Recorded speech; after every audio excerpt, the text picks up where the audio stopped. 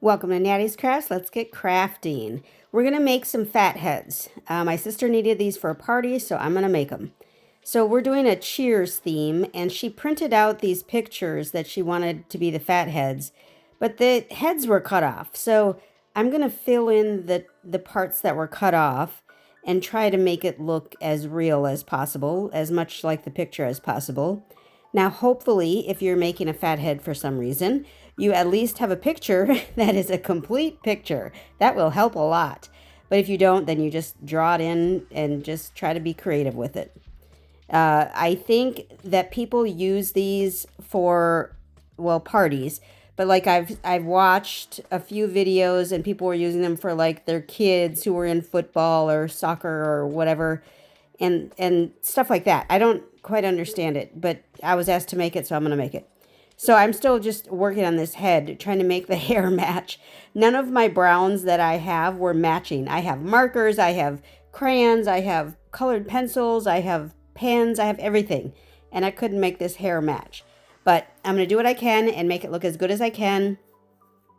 And once I finished coloring in the color as much as I could, I then printed a copy of what I drew. So I just printed this again, but this time with a full head of hair.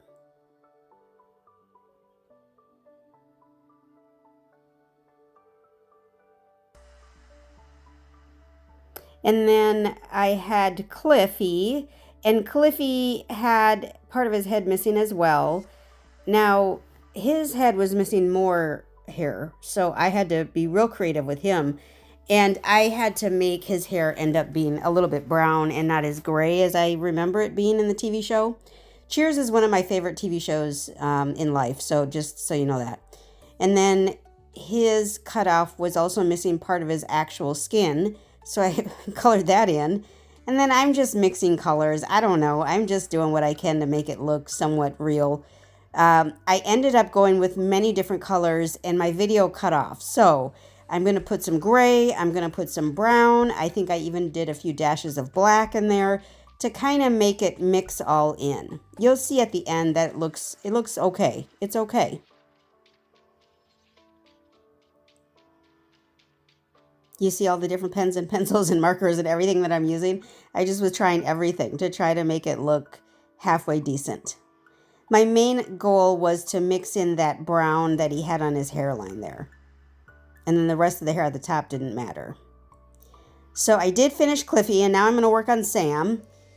And Sam was also missing hair, but I had already filled in his hair by the time I'm videoing this. So now I'm actually making the fathead. So I'm going to cut around the picture. Now, if you don't want to see any white on your little fathead, then, cut it closer. I didn't mind seeing a little white. I was not going to make this all extreme and be perfect. I'm not getting paid for this. This is just for funsies. So I'm going to do what I can to make it look as good as I can. And I'm just using a very sharp knife to cut, sorry about the head, to cut the shape, the basic shape out of my little foam board here. This is the foam board from Hobby Lobby, so it is black throughout. It doesn't have the white inner layer like I believe the Dollar Tree foam boards have. So I did a real rough outline of Sam's head, and then I'm going to cut it out with my knife, obviously being very careful so that you don't cut yourself, because the knife needs to be very sharp in order to not have a jagged edge. I actually pulled out a brand new knife to make sure it was nice and sharp. And then I am going to use this Eileen's glue stick that I got from Dollar Tree. I'm going to use that to glue the picture onto the foam board. And it's very important to get the edges really well, because you don't want the edges coming up on your foam board there. And then once I stick it on,